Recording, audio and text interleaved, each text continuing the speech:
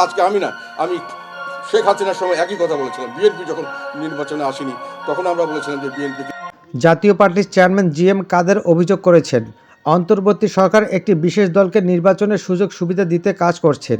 এ কারণে এখন পর্যন্ত লেভেল প্লেয়িং ফিল্ড নিশ্চিত হয়নি। জাতীয় পার্টি প্রার্থী ও সমর্থকদের ভোটের মাঠে এখনও নানাভাবে হুমকি দেওয়া হচ্ছে। জাতীয় পার্টির ক্ষেত্রে নির্বাচন কমিশন নির্বিকার ভূমিকা পালন করছেন। গত রোববার দুপুরে রংপুর নগরের সেনপাড়ার নিজ বাসভবন স্কাই ভিউতে সাংবাদিকদের কাছে এমন অভিযোগ করে জিএম কাদের। এনসিপি ও জামাতকে ইঙ্গিত করে জাতীয় পার্টির চেয়ারম্যান বলেন, আমি বলতে চাই, বর্তমান সরকার ও সরকারের যারা অভিভাবক তারা যে সরকার চালাচ্ছেন, এখানে নির্মমতা আমরা দেখতে পাচ্ছি।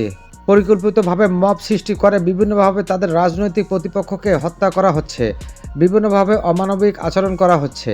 জিএম কাদের এ সময় কারাবন্দী নিষিদ্ধ ঘোষিত সংগঠন ছাত্রলীগের বাগেরহাট সদর উপজেলার সভাপতি জুয়েল হাসানকে তার স্ত্রী ও সন্তানের মৃত্যুর ঘটনায় প্যারোলে মুক্তি না দেওয়ার ঘটনা উল্লেখ করেন। তিনি বলেন, আওয়ামী লীগের একটি বিরাট অংশকে ভোটের মাঠের বাইরে রেখে নির্বাচন কখনো গ্রহণযোগ্য হবে না। এমনটি অতীতে বিএনপিকে ভোটের মাঠের বাইরে রেখে করা হয়েছিল, ঠিক তেমনই এখনও করা হচ্ছে। তাহলে পরিবর্তন হলো কোথায়?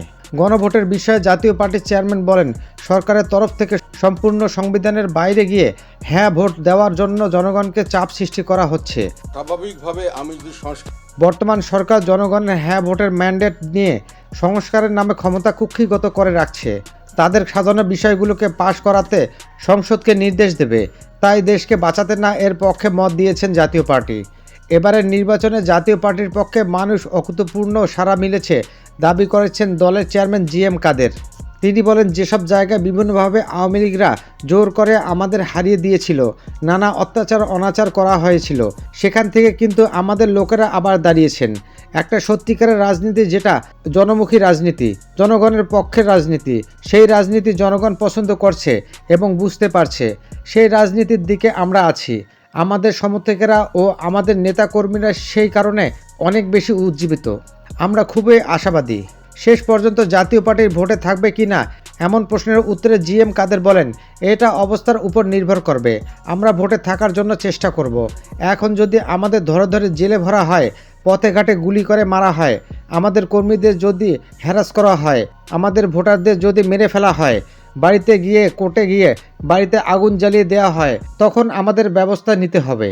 সাংবাদিকদের সঙ্গে আলাপকালে জিএম কাদেরের সঙ্গে উপস্থিত ছিলেন জাতীয় পার্টির co chairman Rangpur city corporation সাবেক মেয়র মোস্তাফিজুর রহমান, দলের প্রেসিডিয়াম সদস্য ও রংপুর মহানগরের সাধারণ সম্পাদক SM ইয়াসির সহ অন্য নেতারা। 3 দিনের সফরে নিজ সংসদীয় আসন রংপুর 3-এ নির্বাচনী প্রচারণা গত রোববার বিকেলে ঢাকা ফিরে যান জাতীয় পার্টির চেয়ারম্যান।